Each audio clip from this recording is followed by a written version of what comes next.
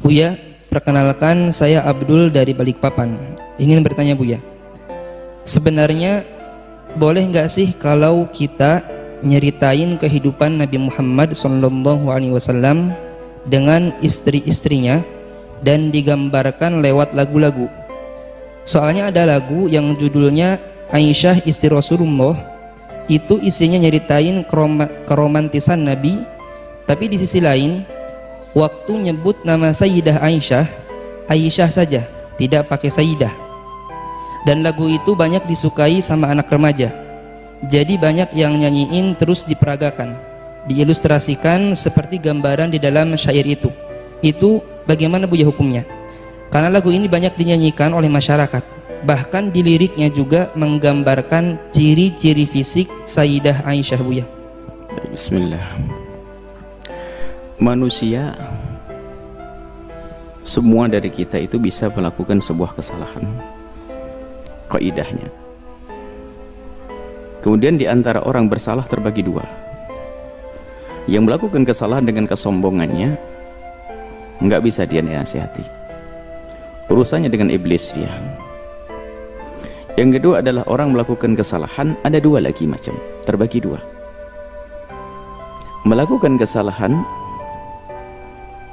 dia tidak dengan sengaja atau dengan sengaja.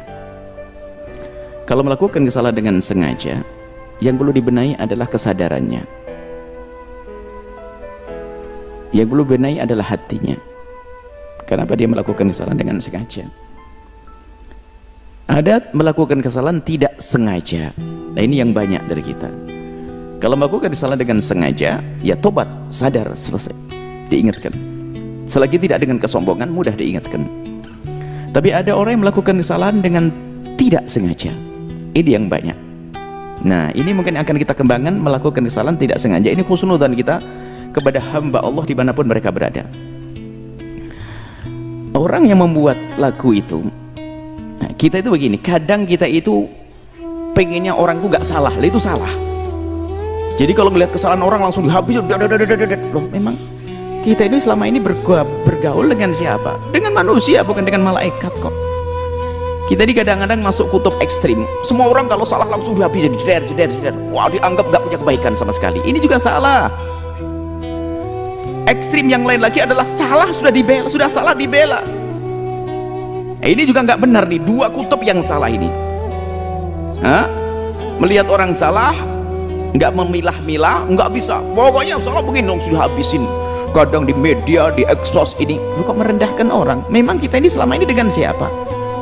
Dengan manusia bisa salah. Kita pun yang ngomong punya salah banyak kok.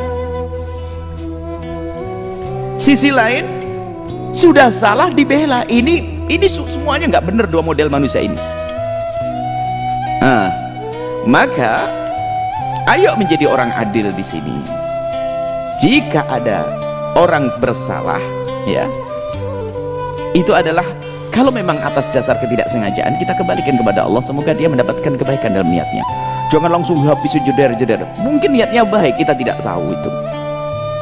Nah, berkenaan dengan kisah lagu tentang Siti Aisyah itu, nah ini kita masih husnudzon. Semoga yang membuat lagu itu niat baik. Memang di sana ada provokasi, ada hamba-hamba yang mencoba merendahkan Sayyidah Aisyah yang tidak pernah merendahkan, dimuliakan oleh Allah.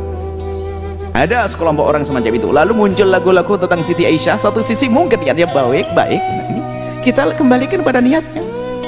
Insya Allah, dan ini husnudzon yang menyusun syair tentang Siti Aisyah itu sampai dilakukan itu, insya Allah saya tidak kenal. Insya Allah niatnya baik untuk mengangkat tentang Siti Aisyah, agar orang mensuri teladan Siti Aisyah. Dari sisi ini sesuai dengan niatnya adalah baik. Akan tapi kita semua manusia, kadang kita melakukan kebaikan, kadang dibarengi dengan kesalahan. Tinggal kita tegur kesalahannya saja, beres. Siapa yang tidak pernah bersalah? Siapa yang sempurna dalam melakukan? Kita melakukan sholat kadang ada salahnya, takbirnya kurang begini ada. Kita melakukan zakat ada kurang ini, ada kekurangan itu wajar. Hanya yang penting adalah yaitu kita sadar kalau kurang, yuk kita benahi. Maka berkenaan tentang kisah syair Siti Aisyah yang disendandungkan itu, kalau benar syair yang itu yang dilakukan itu, maka kita husnudzon, semoga yang membuat syair mendapatkan pahala besar dari Allah karena niatnya baik dia. Adapun ada kekurangan di dalam syairnya, ya itu adalah sifat manusiawi, kemanusiaan, sudah manusiawi. Ada kekurangannya, tinggal yuk kita sempurnakan. Tidak perlu kita menghujat orang semacam ini, nggak ada. Dia niatnya baik, menghadirkan kisah Siti Aisyah yang baik. Hanya kalau ada kekurangannya, mari ayo kita benahi bersama. Dan semoga yang membuat atau yang menyenandungkan mendengar suara ini lalu mencoba mengubah liriknya. Baik, jadi seperti itu. Jangan langsung kita habisin seolah-olah nggak punya kebaikan sama sekali. Ini ada hal-hal yang baik, menjadi orang kenal Siti Aisyah, rindu untuk kenal Siti Aisyah dan sebagainya. Mungkin ini dari sisi kebaikannya, cuman kalau ada kesalahannya, ayo kita benahi bersama. Pokoknya gini deh, kalau orang jangan merasa benar gak ada salahnya, itu sudah salah kita. Atau menganggap orang harus benar terus gak bakal salah, ini juga salah. Kalau ada kesalahannya bagaimana? Nah, ini berkenaan tentang syair-syair Siti Aisyah itu, kita akan kembali kepada kaidah. Bagaimana? Ini pertanyaan besar. Apakah diperkenankan kita menyifati istri-istri baginda Nabi dengan sifat-sifat jasadiyah, jasadnya? Ulama memberikan rambu-rambu di sini. Sayyidat Aisyah, Sayyidah Khadijah Kubra dan yang lain adalah ummahatul mukminin. Kami yakin Anda rindu syafaat Rasulullah. Kami yakin Anda semua adalah orang yang ingin mulia bersama Rasulullah. Dan termasuk membuat syair itu insya Allah tidak terlintas di hatinya untuk merendahkan istri Rasulullah.